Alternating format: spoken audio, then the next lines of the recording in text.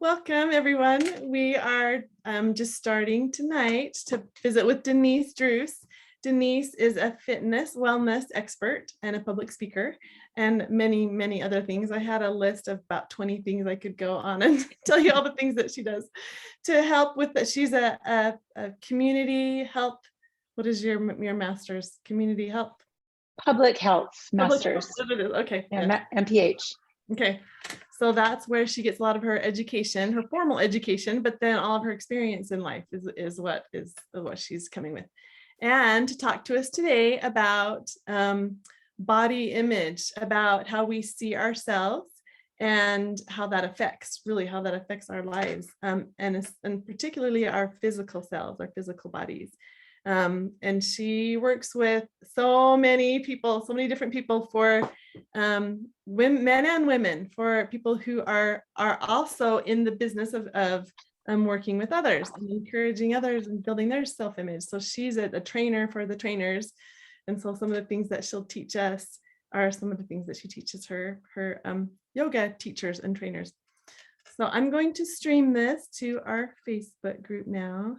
And then that will open up for maybe any questions that people may have.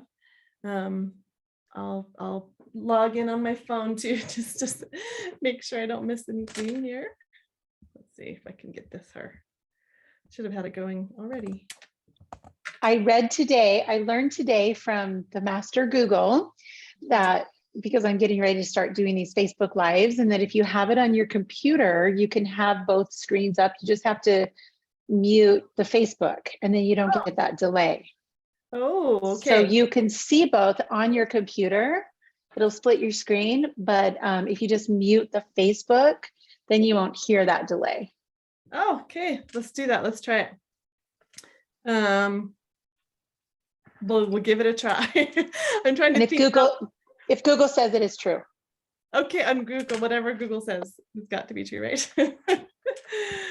Okay, hello. We're starting to stream our conversation with Denise. We're going to try this where I can have both screens up and then I can listen to. Actually, I don't hear anything. I don't hear feedback on Zoom. I'm on Facebook, so maybe it's good. And then I can pay attention to both. I was telling Denise that you know what though? It's frozen though, Denise. That's the thing. That's the thing that makes it challenging. So I don't know. If you try to do both, it freezes. Okay.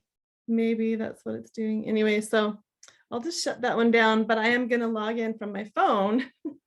Okay, cool. But I can see if anyone questions. So go ahead, Denise, what were you gonna say? I was just going to say, and Robert, thanks you for your patience. And if you want me to log in on my phone, I can, and I can keep an eye on the chat if you'd like me to. No, I can't because I'm not in the group. Never mind. You do you. That's true. Okay, that's okay. You do you. Okay, this is good. So I'll have it here. I always tell people I get distracted really easily. So I'm going to do my very best as long as we're paying attention to people that jump on and ask questions. I think that's she is the youngest child technically in the family, if that explains anything. Oh, and I'm the oldest. So. Organized and professional. And then I'm the one with the ADHD. That's what I'm finding. I'm learning that I have ADHD. No, you're just the party. Like, who cares about all that organization stuff? It's true. That is actually.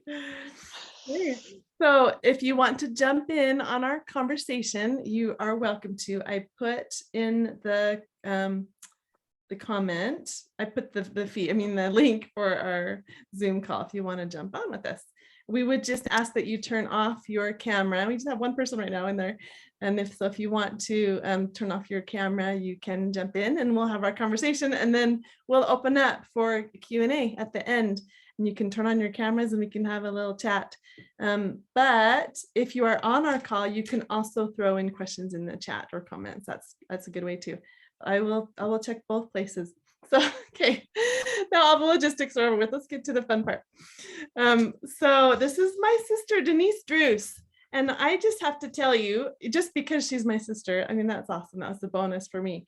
But I would still have chosen her to do this because I'm picking experts. I'm choosing experts each month to educate us on particular subjects.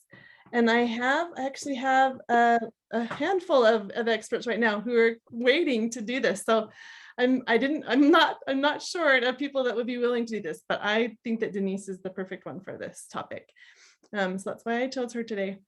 We're doing a 7-day challenge. Each month we do focuses on different topics, and this month it's on self-image. And this week we're doing a 7-day challenge. And so each day we have experts and life coaches and whatever else. Each day we do different things. And so today our expert, Denise, she's a fitness and wellness expert. And she trains yoga instructors. So the things that she will teach us today are things that she teaches them. And she is about to do a retreat. She does retreats with people, anyone that's interested, and in Hawaii, actually. So if you want to take a trip to Hawaii and go do a retreat with Denise, that's coming up in, did you say October, Denise? December, December December 2nd through 8th. We got time. 2nd through the 8th. Mm-hmm. You know, I just need to put that on my calendar. I would love to go to Hawaii. Yeah, come. It'll be amazing. I need that. That would be so awesome.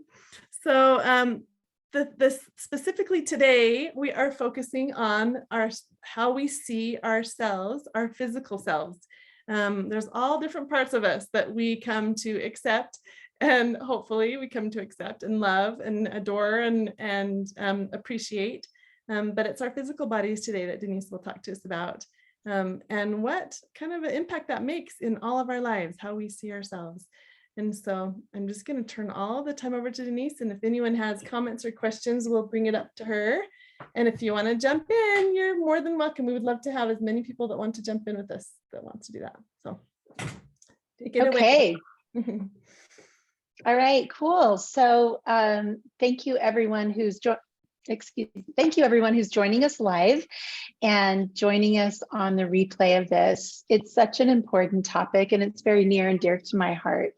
So not only do I teach yoga and train yoga teachers, I do work in places like the Utah State Prison. And so much of what we do is helping people get embodied. And what I mean by that is I feel like in our culture, in our society, we end up being people who walk around in our heads all the time. And we kind of forget we have a body. And so this time tonight is a time to celebrate, to reunite with, to just be aware of this amazing vehicle called the human body and how we can come into better relationship with this vehicle that we have been given as a home for 90 whatever years. So I just want to start with a little body awareness practice. And if you're driving and listening to this, please don't close your eyes. But if you're watching this and you're in a place where you can close your eyes, I'd love you to just get yourself grounded. So wherever you're sitting, I'd like you to feel what you're sitting on. A chair, a cushion, the floor, a car seat, whatever is under you. Just take a moment to feel the weight of your body being held by an object. And then gravity, like just gravity holding you here.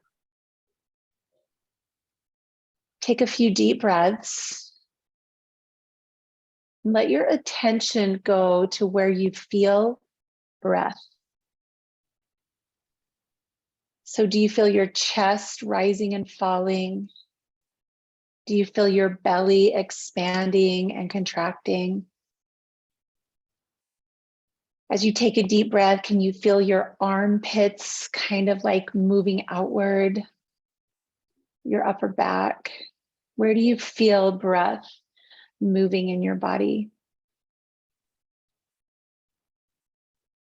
And then just notice the sense of touch. Do you feel clothing touching your skin? If you're wearing any jewelry, are you aware of how a ring or a watch or a necklace feels on your body? And how about temperature? Can you sense the temperature of air on your skin?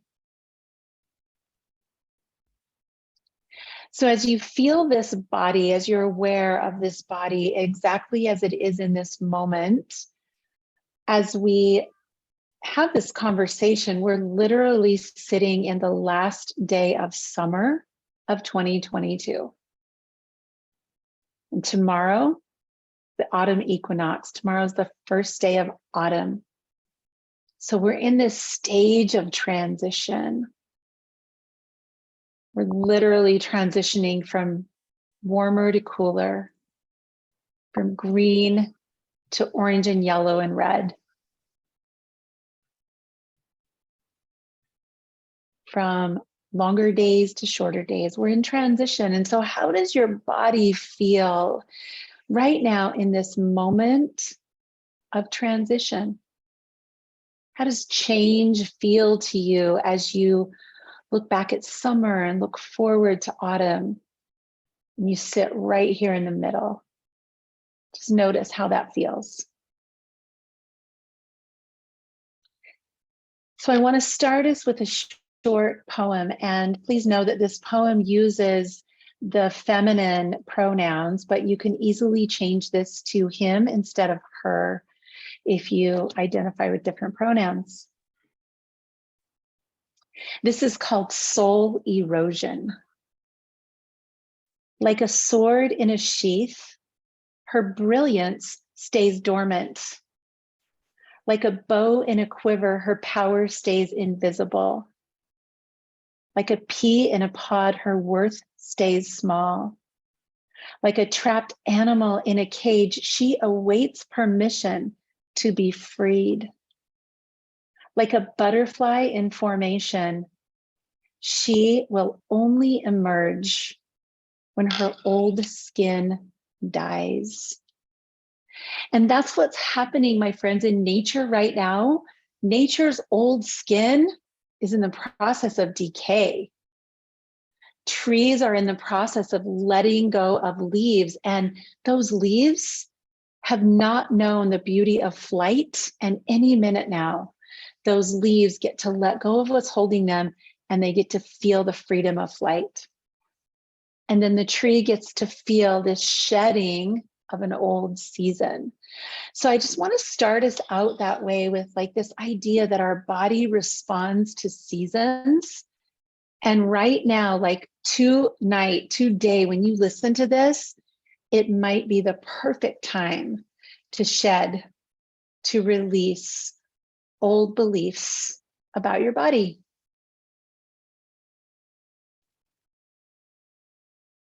Exhale, and if you've closed your eyes, maybe open your eyes and come back to this moment, into this screen, into this conversation. And Sherry, I'll just pause right there to see if you want to jump in or if you want me to keep going. You just keep on going. I'm taking notes. I love it. I have some things I'm putting on my list of old beliefs I'm wanting to abandon. Yeah, so really good wording, because it's interesting, like wanting to abandon. Think about a tree. Like a tree never goes, oh, I really want to let go of those leaves. Yeah. And a tree leaves never say, oh, I really want to let go. There just comes this time when it happens. Yeah. And I'd love us to open to the possibility that it's not as thought out. It's not as methodical. It's not as like planned out. Okay, tomorrow, September 22nd at 4:13 p.m., I am going to let go of these old beliefs, right? Yeah. It just happens. Like, what if right now, with this exhale, that just moved on? It can actually be that easy. Oh, I love it. So I'll just go through. We've got some bullet points that we talked about. I'm just going to talk because I can do a lot of that, but please interrupt me when you want to interject. Okay, I will. I'm all Okay. ears. I'm just keeping an eye on our stream too, so that's good. Awesome. If anybody Great. has questions, I'll stop you too. Okay, cool. So the question that comes up is, what does body acceptance have to do with self-acceptance or self-love, right? If our goal is like, I just want to embrace myself more, I want to be more of who I am. Well, what does this whole body positivity movement have to do with that, right? So I want to just start with this question, and I never can remember who said this. Maybe you know, Sherry. Am I a soul with a body, or am I a body with a soul? I've heard a lot of people say that. I mean, that's Yeah. yeah. Yeah. So sometimes we say like my inner voice or like deep within me. And so maybe that means like we're this body, and then somewhere inside of us is this tiny little soul. I love to look at it the other way, that I am this immeasurable soul. You might use the word spirit, being. And at the moment, for this 99 years, God willing, I have this body. And this soul gets to experience life in this specific body. We might even say this soul chose this body. I don't know. No one knows that. It's a fun belief system, but this soul went, I want to experience life as a white female living her whole life inside the state of Utah that's a mother and a yoga teacher. I want to know what that's like. I want to know what it's like to have cancer. I want to know what it's like to have an alcoholic father who was in prison, whatever. Like maybe this soul like designed this vehicle, just like you would go buy a car. Yeah. I don't know if that's true, but it's interesting to think about, like, here's this soul having this experience in this body. And if anything like that is true, then this becomes the vehicle for a soul to travel through life. And why would we not embrace it? Yes. Why would we not treat this the way we treat our cars? We wash our cars, we change the oil, we fill them up with gas, we check the tire pressure. Like, we know more about what's under the hood of our car than what's under our skin. It's true. And why would we not just embrace? So one of my favorite teachers is a Buddhist teacher named Pema Chodron, and she just says, isn't it fascinating to think that this body, I'm 59 right now, this 59-year-old body with all of its aches and all of its pleasures is exactly what we need to experience life to the fullest. And so that's, to me, why body acceptance has everything to do with self-love. Yes. Because we can be grateful for this vehicle exactly as it is. It gives us exactly what we need to experience life in this go around. Yeah. This is really good. Actually, I like that connection. Self-love and body acceptance. Yeah. That. So one thing I'll tell your listeners, which I may be a little different than some of your other presenters, being a yoga instructor, I get full permission to tiptoe over into woo-wooville. Yes. And some of these things I say, I'll present it just the way I just did that. Like, what if? Mm-hmm. Consider the possibility. And if you want to just take this and just shove it out the door, I'm fine with that. But there's some cool things in here. And one of the things I want to introduce is this yogic principle called Santosha. And Santosha is, there are these like, let's call them 10 commandments of yoga. There are 10 do's and 10 don'ts. And Santosha is one of the do's. It's one of the ways that the yogis of old said we can be in better peace of mind and better harmony with ourselves. And one of those is this practice of Santosha. And Santosha means contentment. Yes. Santosha means being at peace with what is and what isn't. So if I'm sitting here in this body, and this body is this many years old, and it weighs this many pounds, and it is this color of skin, and it has this kind of hair, thin or thick, it's shaped with all these things. If I am in discontent with any of that, I am the cause of my own suffering. Yeah. Yes. Yeah. And if I choose to be content with what is, every wrinkle, every zit, every pound, every patch of cellulite, every freckle, every mole, look at you and I, Sherry, we have the world's longest noses. That's true. Mine's long. What are you gonna do about that? If I had a nose job, I'd have the world's biggest upper lip. Okay. What are you gonna do? So do I go through my life discontent with the way this nose got shaped through DNA? Or can I choose to be content with what is? I've got a long nose. Yes. And in 7th grade, that was a big deal, right? Yeah. In 7th grade, people want to make fun of your nose or your feet or your hair, or your, like, insecure people are going to make fun of things. And so this practice of contentment is, I am content with this exactly as it is. It's my vehicle for life. It's my teacher. Let's go. Okay, we're past that. Now let's go. Yes. Does that make some sense? Yes. I love how you keep reminding me this is our vehicle for life. So why not embrace it? Why not become friends with it for all this time that we have? It'd be good to be friends with our body. Yeah. So let me use a car analogy. Go back to the car thing. Yeah. Sherry, you know this. I had 3 boys, and before I had kids, I was really cool. I used to be cool before I became a mom. It was very cool. And I had a Ford Bronco, and it was all like cool. And then one day my husband came home with a silver minivan because he was tired of seeing me climb over the seats with my 3rd child and put it in a car seat. Yeah. And he's like, "You're a mom, you need a minivan." I hated that vehicle. I hated. It wasn't cool. I hid my face when people saw me driving around. And then one day I was in a class and someone talked about contentment and Santosha. And I made a choice in that moment to be content with what is. Yeah. And there's this interesting shift that you can go, okay, I'm content, which means, all right, fine, this is what is. I have a minivan. But you can also choose to go one step further into gratitude.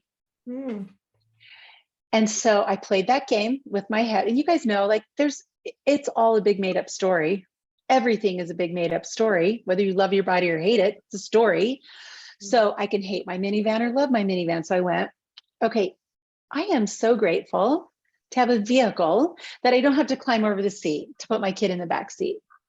I am so grateful that by the grace of God, I got 3 children to need a minivan. Do you know how many people can't say that, right? Yeah. And I stepped into this place where every time I got in that stupid, we called it the silver bullet. Every time I got into the silver minivan, I put my hands on the steering wheel and I went, I love you. I'm so grateful. Thank you. Thank you for getting me and my kids safe places. Thank you for providing a space. And so Sherry, I guess we get to do that with our bodies. Yeah, I like that. Yes. It's our vehicle for life. Yeah, I guess we can do the exact same thing and just say, here's what is. How can I find gratitude about this? Yeah. So good. Do you know, Dad actually wrote a poem and I'm wishing I had it. I'm wishing that I would have thought of that. If I can think of where it is real quickly, I might pull it out, but it was about contentment. It was actually a really good poem. Yeah. Do you want to mute the microphone, Sharon? Hearing a little bit of background noise. Yeah, Jan, I'm just going to mute you just for this time. And then at the end of the call, we'll unmute everyone and you guys can join in the conversation. Yeah. Hi, Jan. Welcome. She can't say welcome back because I muted her. or she can't say. Okay. Okay. So should I go on? Sure. The Yeah. bullet points? Yeah, go for it. Yep. Okay. I like the woo-woo stuff that you've gotten started with. Okay. So contentment, right? And that's not woo-woo. We just have a different name for it now called Santosha. But can we find contentment with what is and with what isn't? Because, okay, another analogy, sorry, I have a lot of these, but summer, autumn, winter. You talked about it earlier. I have tan skin. I live for summer. I Yeah. love every single thing about summer. I can't get enough. The minute the sun's out, I'm outside and I turn my face to the sun. I might as well be a sunflower. I love summer. And I hate winter.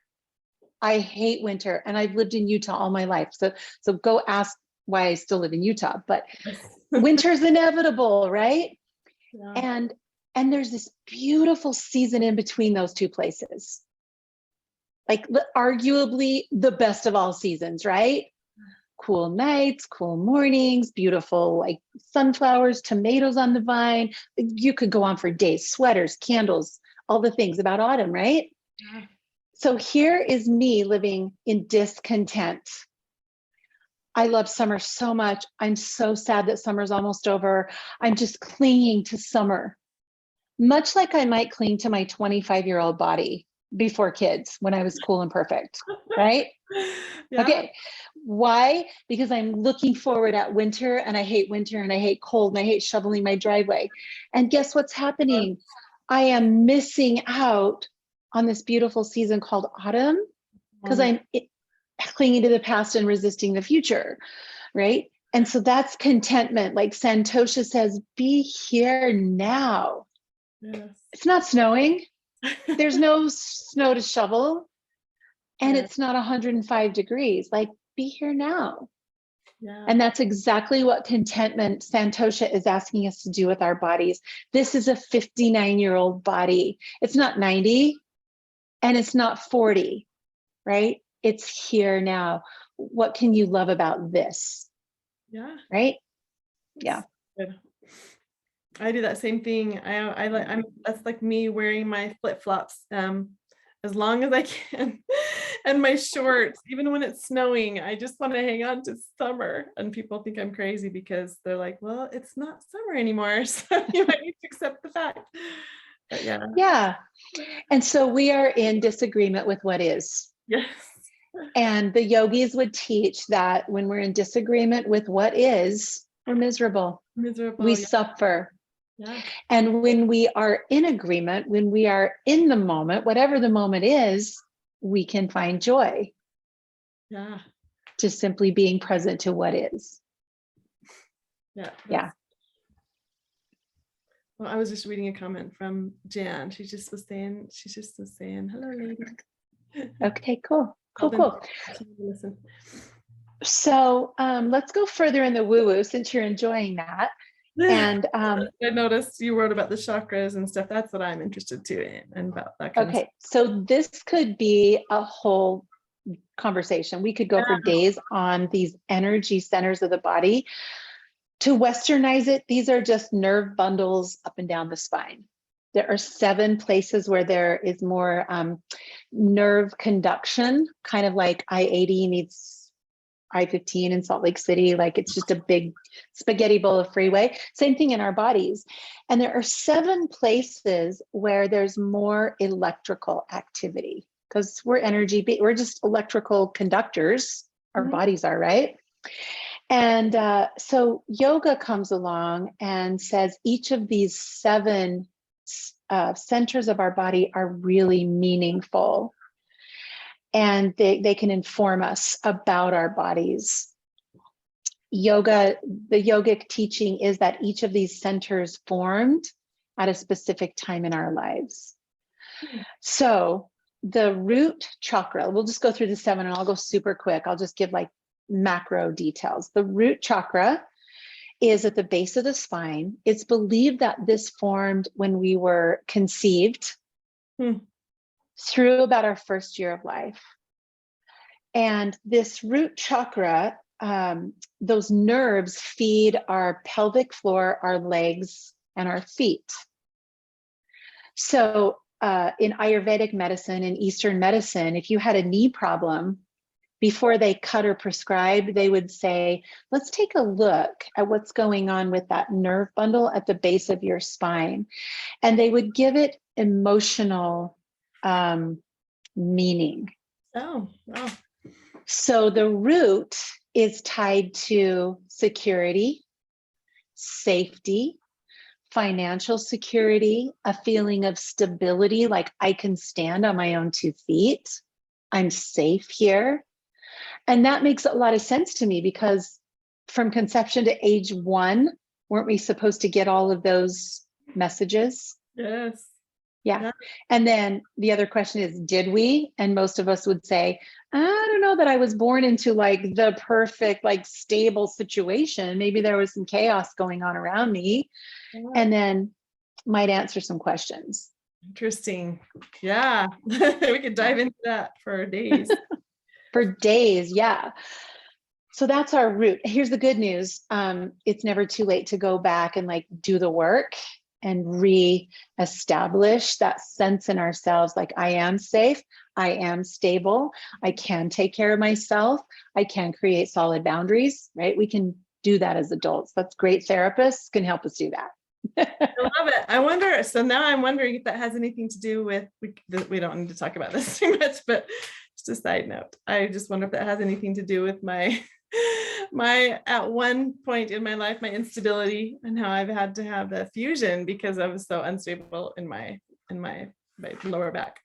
So I don't know if that has anything to do with Well, maybe, but your fusion was a little higher. So I think we might be getting to that now. Let's just see. Oh, okay. All righty. Let's just see. So second chakra, the sacral chakra, is in the base of the pelvis. So think about the space between your pubic bone and your navel. So low belly. And this is also going to be like the lower back, the sacrum. Not necessarily the curve of the low back, but the sacrum, those hard bones down low. So this part of the body, the yogic principle teaches that this developed from about that 1 year to 3 years. Okay. And that makes sense to me because this is the property of this one is water, it's movement, it's flow, it's creativity, it's getting out into the world. So think about a child at that age, they're starting to crawl. Yeah. They're getting up off their diaper and learning to walk. They're being mobile in the world. They're potty training. They're learning like control of this private part of their body. Yeah. And the word in yoga, the word for this chakra is Svadhisthana, which means one's own place. So these are our private parts, right? Our sexual organs. And this is the part of us that is creative, right? We create life here. Yeah. And so again, like depending on what was happening in our lives, age 1 to age 3, was there any obstruction here?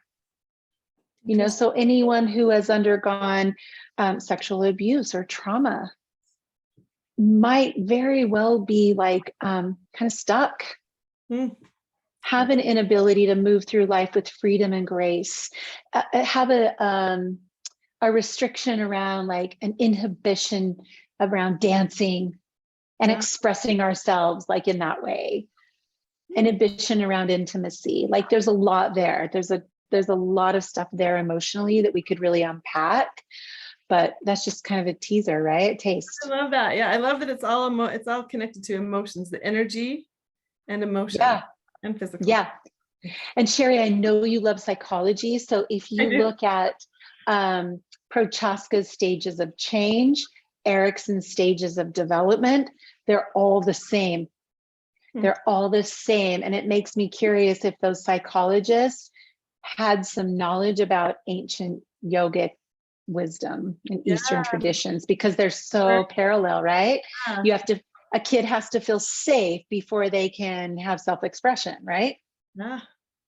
Yeah. Yes. Well, that's good. I like that. It could just be that they're just in line with truth, both of them. You know what I mean? Like Yeah. that maybe they don't have to understand the two, but they just are both aligned with what is. So that's why they Yeah, that's a really good point. Like there are these made ultimate truths that just find their way into other conversations. So third chakra, solar plexus, we all know that term, right? This is our belly. And so think of the space from the bottom of your ribs down to your belly button. And this is going to be, we call this your inner sun, sun. This is your power center. So think about having a gut feeling, thinking having butterflies in your stomach, like this is where you feel fear. This is where you feel excitement. This is where, when you say I am and then fill in the blank, that's a gut thing. Yeah. Right? Yeah. So it's our center of personal power, and the age of development is 3 to 5. So think of those little 3 to 5-year-olds that are like, I can do it by myself.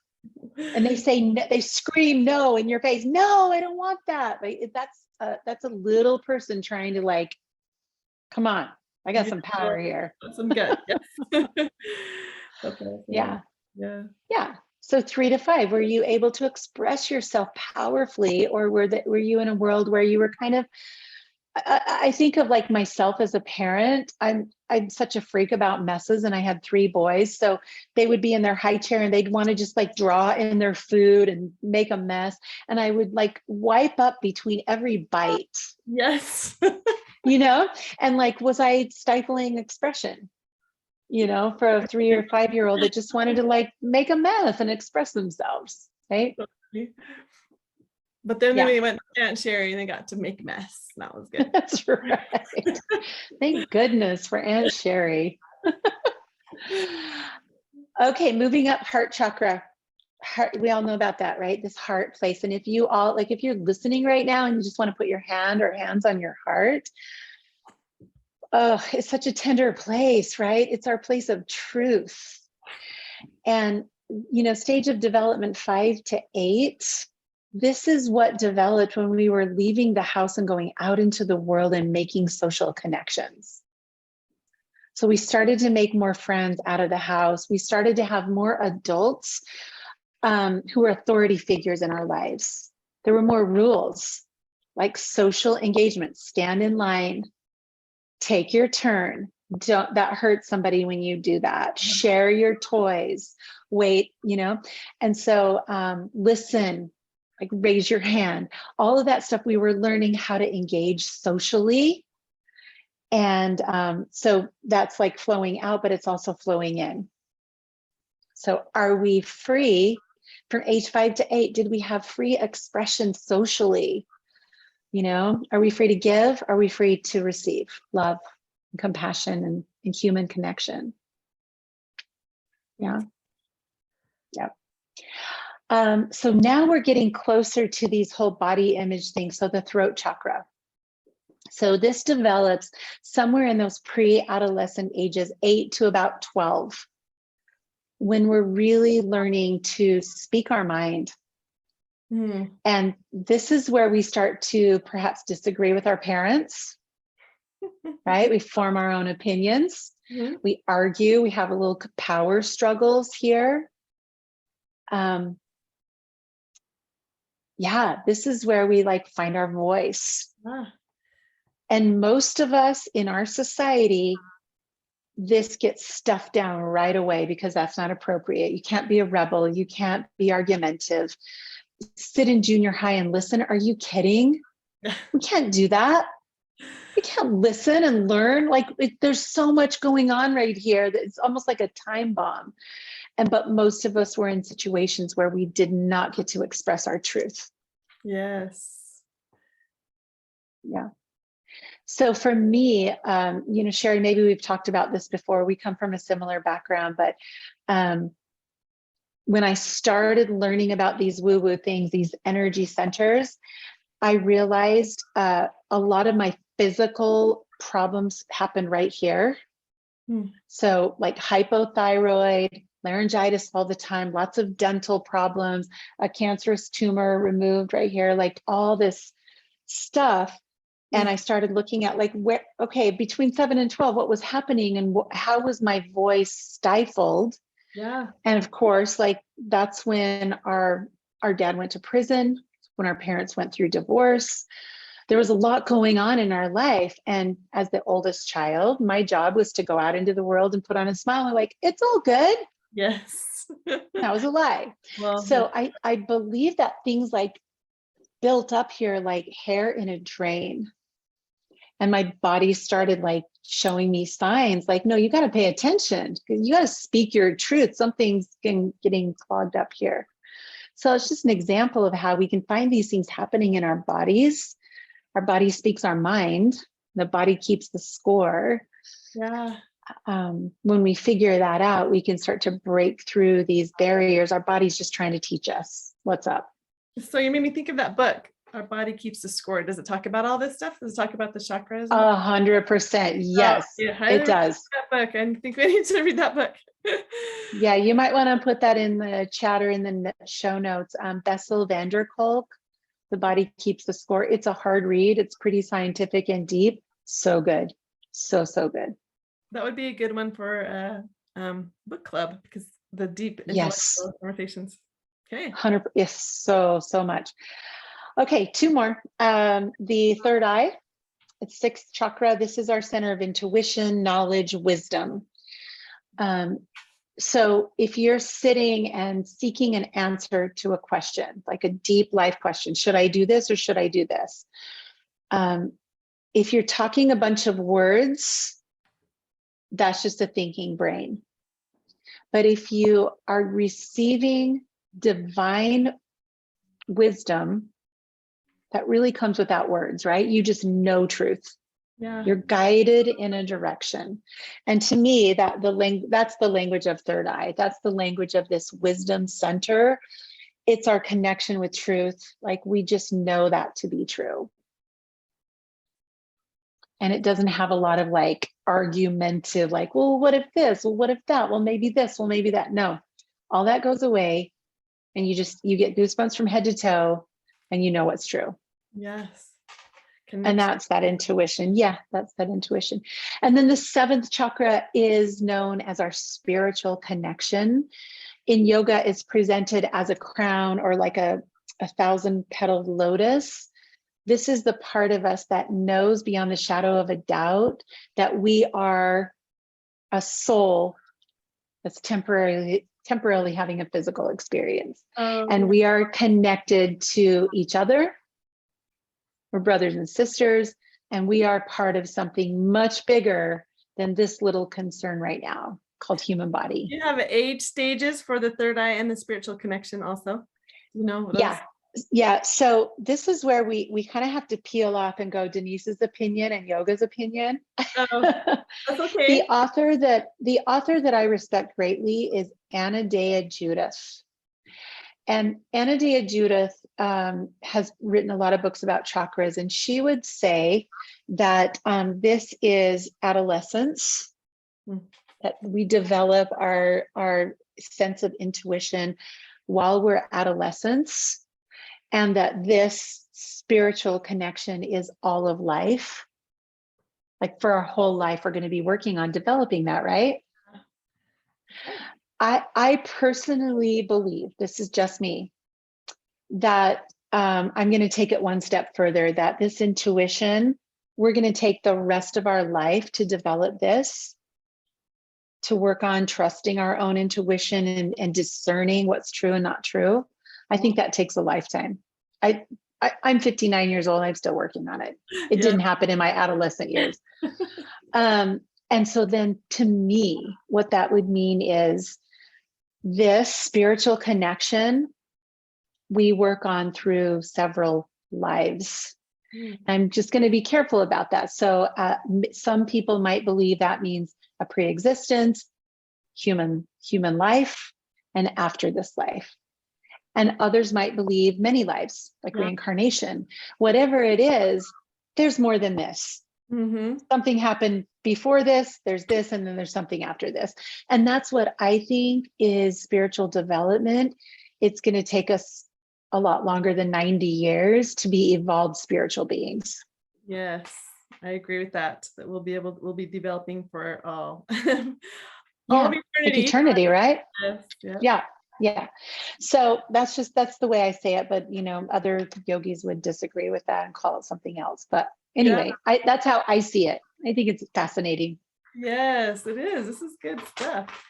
I want to study this more. Body keeps the score. I'm going to do that. Yeah. I'm going to study Good. more about it. It's good. Good. Okay.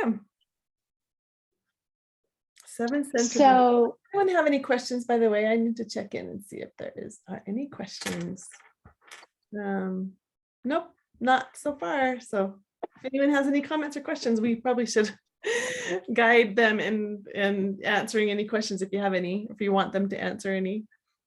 You had questions. Denise, yeah. great question at the beginning that we could pose to you all also who are listening is that what is it that you would like her to talk about? She has some bullet points of things that she wants to talk about, but if anyone has any questions they want to add to the body image, we can talk about that too, or add it to what she's already has planned. So Yeah, please drop that in the chat for sure. Like if there's anything that just kind of is coming up for you, I'd love to hear like how this is landing and how this is speaking to you. If it's just completely out there, Wizard of Oz nonsense, or if it's like connecting with something that feels like truth for you in some way. Yeah, I especially like the emotional stuff. I think that's where I'm mostly made up of. Yeah. People are made up of mostly water. I think I'm mostly made up of emotions. Well, we are, right? And that is not a bad thing. And sometimes in our culture, we get taught that it's a bad thing, but we are, okay, let's go yoga, but this is like also psychology. We're layered beings, we're onions, right? And we're physical.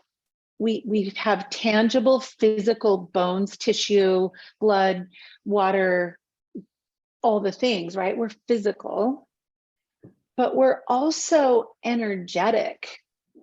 Like this physical body is 99.999999999% empty space. Yeah, that's true. It is true. Like we're this 50 trillion atoms that makes up Denise in this present moment. What's an atom? It's an empty sphere that has a neutron and an electron and a proton spinning around inside of it. It's like a fan, right? And if you turn the fan off, you can stick your hand right through, but if you turn the fan on, it looks like solid. So we are nothing but energy beings. And okay, so inside of that energy, what is that? Is it excited energy? Is it dull energy? There are a lot of qualities to energy, right? Dark energy, light energy. So we're physical, we're energetic. There's a more subtle layer that's our layer of thinking and feeling. Those are measurable. Yeah. We have instrumentation that can show anger and love. And our brain waves measure differently. They're measurable, they're real things. And that makes us up. That makes up who we are, right? Yeah. So no shame in going, I am an emotional being. You are. We are. It's true. We feel. It's true. I feel like I feel more than others, but only just because I express it. It comes to my surface more than I notice other people having their emotions come to surface anyway. But owning it, right? And loving it and embracing it. That's what I need to do. Not be so embarrassed. Well, what if other people were taught or learned how to hide it better? Yeah. Well, we know that, it's not healthy, I don't think. That's what I feel like. It's the whole chakra. You get stuck in your throat if you're not expressing your thoughts. Yeah. Emotions. So what if you're doing it right, Sherry? And expressing yourself and feeling those emotions? What if that's the right way?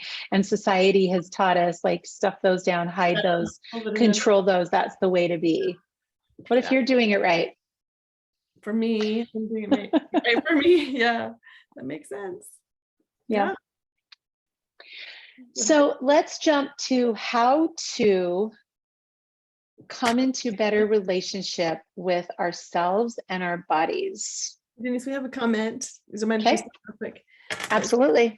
Okay, Jan made a comment. She said, I work in the ICU as a nurse, but I also have a degree in forensic psychology. So I am loving this. Self-care and self-awareness is so important.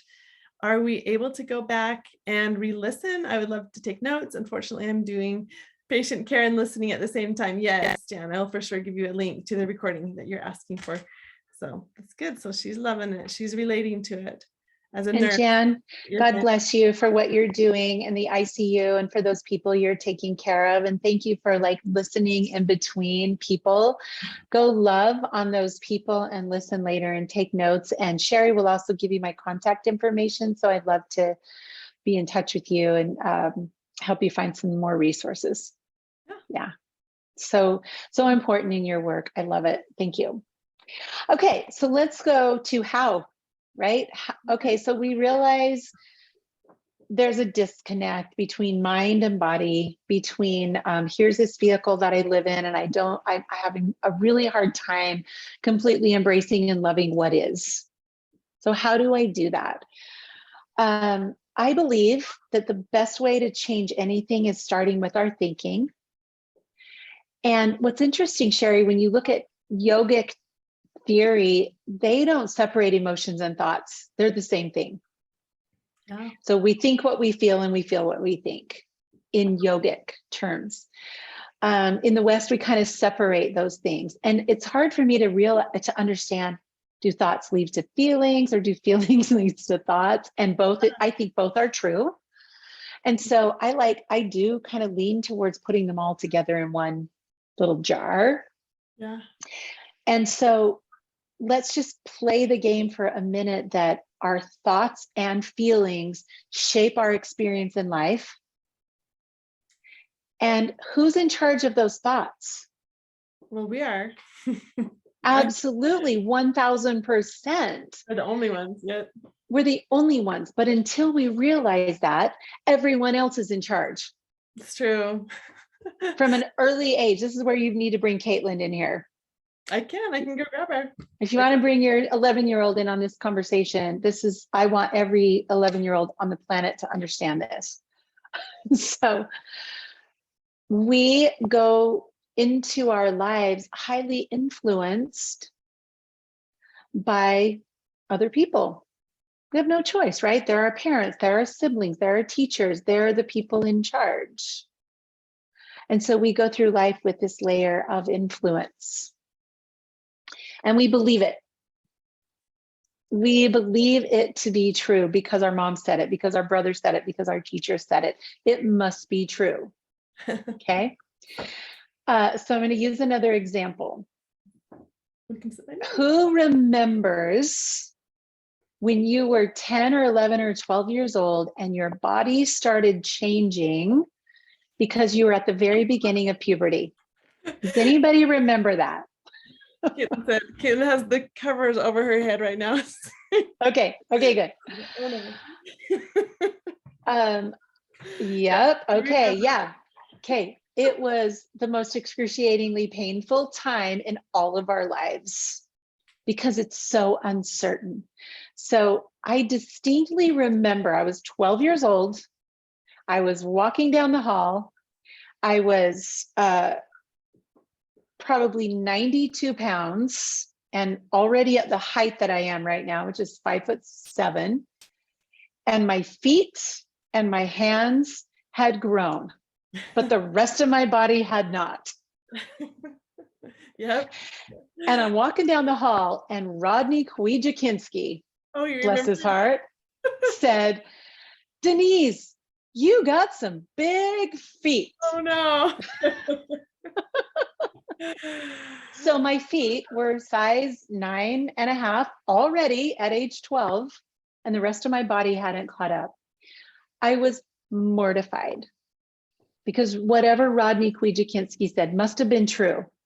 My feet were too big. So friends, you fill in the blanks. What are you being told right now? You are too, fill in the blank, or not enough. Yes. Right? Oh, and whatever you like an older sister. Yeah. My older sister was very nice to me when I was in junior high. thankfully. But your nose is too big. Your eyes are too small. Your hair's too thin. Your butt's too big. You're too tall. You're too short. You're like, there's always something. And it's said to you by someone who's insecure and they're deflecting from themselves, but you don't know that at the time. So what did I do in the 7th grade? I shoved my 9.5 foot feet into size 8 shoes. And I did that for years. I did it for years, to the point where I caused massive damage to my toes because of some idiot kid, Rodney Kwiatkowski. You guys should see him now. We're Facebook friends. Come on. Who was that? So funny. Oh my gosh. Sometimes he heard you tell this story. We need to clip this and send it to him through Messenger. Yeah. But Robert, I hear you. Like, the pimples are the worst. Like, my son, my 17-year-old son, has been stressing out about his skin for a few years now. And it, like, he doesn't want to go places sometimes because he's self-conscious about what people think about his skin. And he's an incredible kid, and it breaks my heart. But that's what we do in our society. We judge each other too much, too little, and we're being judged by someone who's already insecure and trying to deflect from themselves. Yeah. So where do we start? We start with affirmations, because whatever your brain says, whatever those words are, becomes true in your life. So I wish I had the knowledge at age 12 to have said, these feet are the perfect size for what this body is going to grow into. You guys know what now, as a yoga teacher, I'm so grateful for big feet. I am so good at balancing. I'm so good. I rock those balance poses like you have never seen. It's because I have big feet, right? I've got a good understanding. A great base. Got a good base. So change the input from external to internal. I get to decide how I see myself. And so right now, Caitlin, you get to write down 20 things that you think are amazing and beautiful about yourself, and put sticky notes on your mirror. And that becomes the truth in your life. Yes, we've done this. In fact, this is something I could add to this. If anyone wants to add to this piece, it kind of helps with the affirmation, is that I asked her to write down what are some, so if there's anything that you would like to do or accomplish, but you don't do it, what are those messages that you're telling yourself that stops you from doing it? What is that? What is that thought? So we made ourselves a list. I think there was 5, but let's do 20. That's a great idea. But you write down these messages, and then I'm not enough, or I'm not loved, or I'm not whatever it might be. And then on the opposite side, write the opposite thing. And then that's the affirmations. You tear those other negative ones apart, and you use those I love it. positive ones. It's a good way to I love it. into the negatives that are being. Yeah. Anyway. I love it. And Robert, I'm just reading what you wrote, and I love it so much. Like, I can relate to you so much. My husband tells stories about his mom didn't have money when he was a kid. And so they had to get like the Sears grab bags for back to school. And it's like $5 and you get what you get. I don't even know what that is. But yeah, when you're the youngest of boys and you get the hand-me-downs, right? Like that, you take that with you when you go to school. And I love what you said. My efforts to portray a good appearance has paid dividends, but I'm always working on it and trying to avoid complacency. Yeah, like that stuff doesn't just go away. It's deeply ingrained. So here's something I'll share. Robert, you might appreciate this. So my husband tells a story about being in like, Sears, whatever, when he was young and so embarrassed. And it was really important to him to have a good appearance. To this day, I marvel at my husband's ability to create affirmations for himself and his self-talk. He is so on fleck, as my kids would say. He's so on point. Like, my husband he's got gray hair. He's losing his hair. He refuses to lose it. So now it's getting like long, but thin on top. He's got his, 58-year-old belly and all the things, but he looks in the mirror and he like, dang, I look good. girl, you are lucky to have me. Like, he just has this self-talk that is I so like on it. point. And I look at him, I'm like, are you looking in the same mirror that I'm looking in? It doesn't matter. Like, he's his own guy. That's awesome. Yes. And his self-talk is his truth. Yeah. It's his truth. Yeah. Yeah, I love it. I love it. Yeah. So, so that's where we start. We start with another yoga term is samskaras. So samskaras are the deep grooves in the gray matter of our brain, the things that have been repeated over and over and over in our life that we believe are true. So we can go to social media or media in general now and say, what has media told us is true? Gray is unattractive. Wrinkles are unattractive. Body fat is unattractive. Taller is better. Like, we can go down the list of what media tells us is like perfect, and we bought it. We buy it. We buy it literally with our dollars when we buy the potions and products and clothes and the things. We keep buying it. And we can just decide one day, I just decided one day, like, you know what? I'm not going to spend hundreds of dollars on Botox. I'm just not. I'm 60 years old. I actually look pretty good for a 60-year-old. I'm just going to wear these wrinkles. And my story now is that's just wisdom. Yes. That's just wisdom. And you know what? I actually do not care what you think about these wrinkles. Because the only people criticizing these wrinkles are people who are starting to get wrinkles and they're worried about their own wrinkles. Yes, that's true. Like, the young people don't care that I have wrinkles. I'm 60 years old. They don't care. It's the 40-year-olds that are starting to stress about wrinkles. So, like, we get to write our own dialogue and we get to write these affirmations. I am fill in the blank, because that becomes your truth. And let's create new samskaras. We'll create new grooves. The more you say, I love my face as it is. I love my face as it is. The more that becomes true. And the more at peace you are. It's pretty awesome. Yes. So are you doing some? Oh, she's writing us a message for an affirmation that we Okay, can, good. all of us women can. Oh, BEAU TIFUL. So here's an affirmation from an 11-year-old of what we can all say. Okay, good. Is it probably backwards though? It's backwards though for you.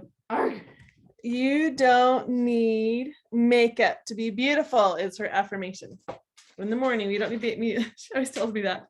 You don't need makeup to look beautiful, Mom. But does she God created you without makeup. Does she listen? She wanted to thank you and wonders if there's anything more that you wanted to instruct her with other than the affirmations. No, I just wanted her to know, Caitlin, that don't listen to what the kids in your grade say. Yeah. Awesome, Robert. I'm glad you've been freed from the pressure to use makeup. Awesome. Yes, that is right, Robert. Okay. So another thing that I think we can jump into is the presence of gratitude. So right now, wherever you are, again, don't close your eyes if you're driving, but if you are sitting and you're just listening, if you're in the ICU working, don't close your eyes. But I just want to do a little exercise with you for a moment. Hi, Robin, welcome. And I apologize if any of you, because I don't know you and I don't know what your limitations are, but if you have 2 feet, I want you to just take a moment in gratitude that you have 2 feet. And perhaps maybe think of someone like my friend Bill, who only has 1 leg and has a prosthetic and doesn't have 2 feet to be mobile in life. Maybe just pause there for just that moment, like, dang, I got 2 feet and 10 toes that actually allow me to stand and walk and dance and run and do the things. Yeah. Robin, can you mute for just a second? We're going to ask you to unmute in just a bit. Thanks. That's awesome. 2 legs. And maybe you have, like my friend Julie just had 2 knee replacements. Maybe you've got some injuries or some pain, but do you have 2 legs that mostly function, that allow you to get up and sit down, right? You can sit, you can walk. Do you have a digestive system that allows you to eat delicious food and process that food? A respiratory system that in this very moment takes in oxygen and sends out carbon dioxide. It sends out, without you even thinking about it, sends out toxins and poison so that you can take another breath of life. If our body didn't do that, we'd be instantly dead. Yeah. But our body just knows oxygen in, carbon dioxide out. A heart, like right now, in the time I'm saying these words, your heart is like pumping like 10 times. And it's just squeezing fresh oxygenated blood out to every one of those 50 trillion cells of your body, giving you a new moment of life. Yeah. Your eyes can see this screen.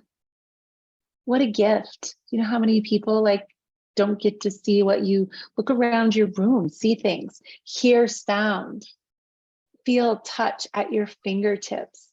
I mean, it's an amazing miracle that we live in this body and we forget because we focus on the one thing, whatever that one thing is that media said you should have more of this or less of that.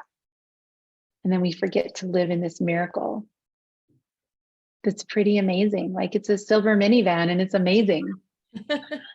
Right? Yes. It might have taken me a cancer diagnosis to totally understand this. And in 2015, I received that interesting information, you've got cancer. And I went to see a friend who's kind of an intuitive person, and here we go back to woo-woo, but she said, you know, you chose this, don't you? And of course I went, wait, what? What are you talking about? You're crazy. I didn't choose this. Who would choose cancer? She said, no, at a very high level, your soul chose this experience because there's something you'll learn here that you could never learn in any other way. Mm. And I don't know if that's true or not true, but it spoke to me as truth in that moment. And I just made the decision to take on that narrative. I was going to dig a new samskara. This is true. This is true. I chose this. This is my teacher. Class is in session. What are we going to learn here? And literally in that moment, when I made that choice to look at it that way, I just had gratitude. I had gratitude for this body that is my teacher. Pema Chodron again, all of its aches, all of its pleasures. What is there to learn from this pain, this disconnect in my body? What do I get to learn here? And 7 years later, I will say, I never would have said this on the front side, but I am eternally grateful that I went through that process. I learned things. I learned empathy. I learned an appreciation for the functioning of my body that I would never have had otherwise. So I just offer that out to you. Like, what can your body do today? What's going well? John Kabat-Zinn says, if you are breathing and you know you're breathing, there's more right than wrong. Yeah. That's good. You know. So good.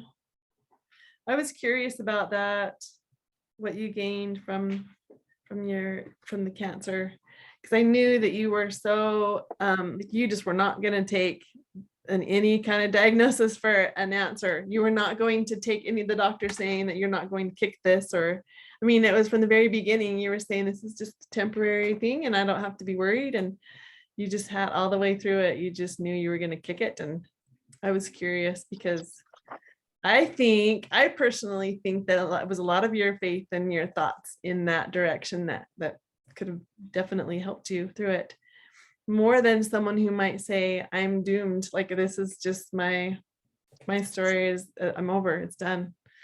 I don't know. Or victim, like, why me? Like, well, like, You know? having the power of our faith, the power of our thoughts. I think, I don't know, gratitude and stuff. I think maybe part of what helped your body kick it. I think so. I mean, I choose to believe that. I don't know if it's true or not true, right? It's all, we're making it all up as we go.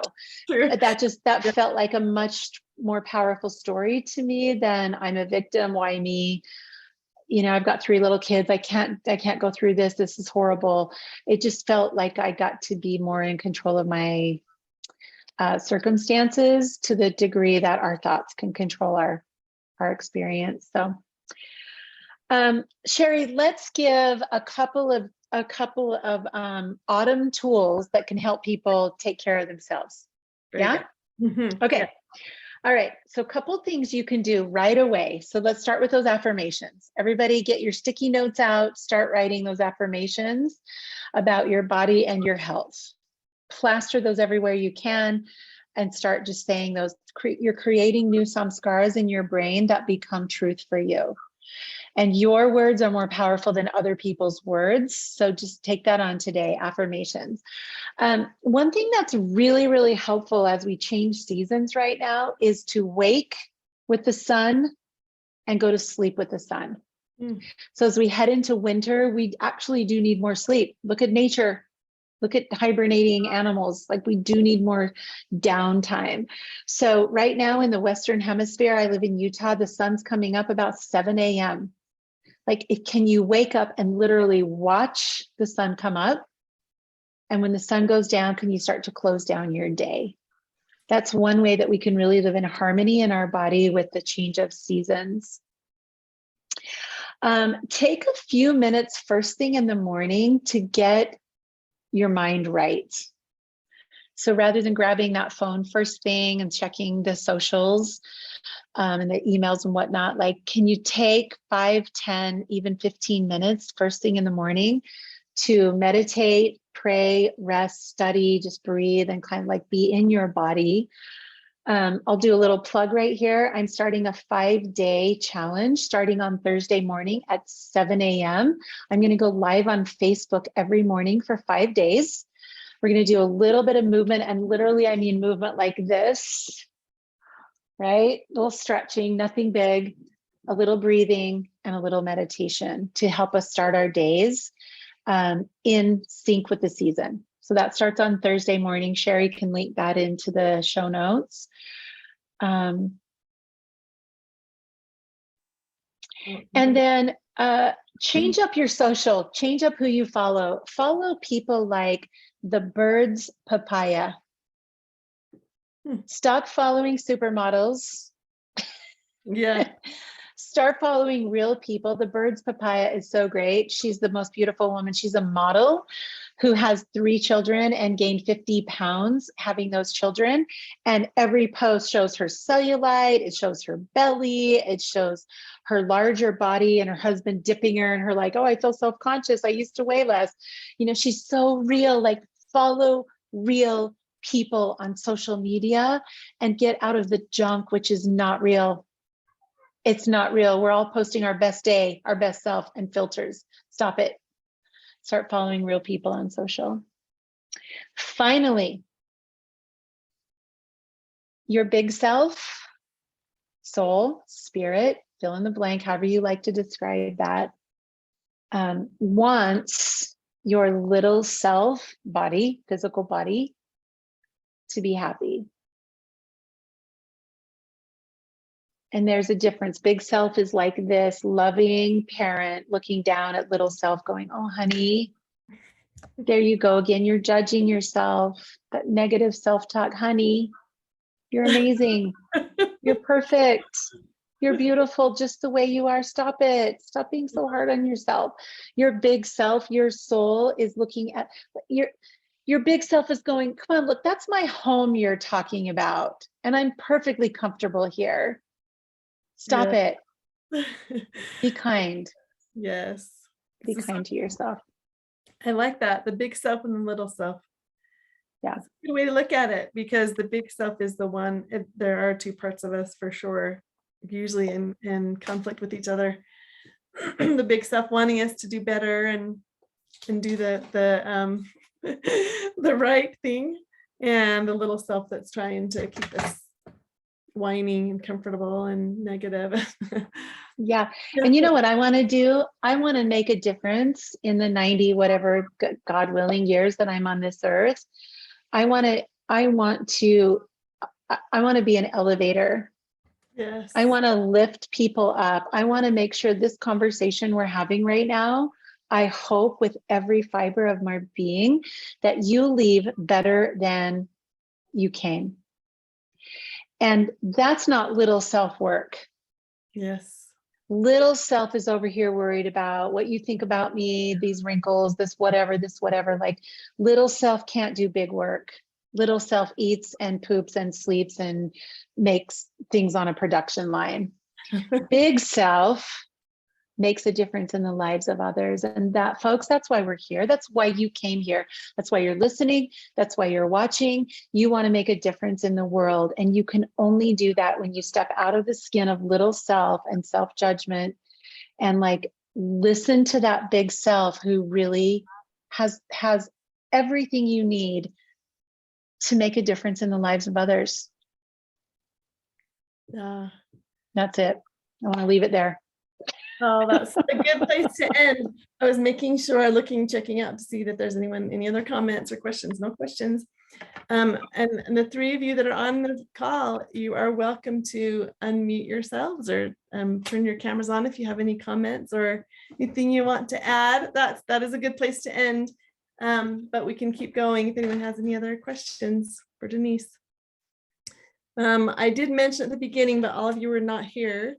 Denise also does, well, tell us all the things you do for anyone who would be interested. You do the yoga teacher training and you're doing a retreat in December. Who is that retreat for? Tell us some of the things that you do and then how we can contact you. I know most of the ways, but tell us anyway. We'll have it on here for the record. We'll go easiest entry point to hardest. Easiest entry point. I have hundreds of free videos on YouTube under my name, Denise Druce.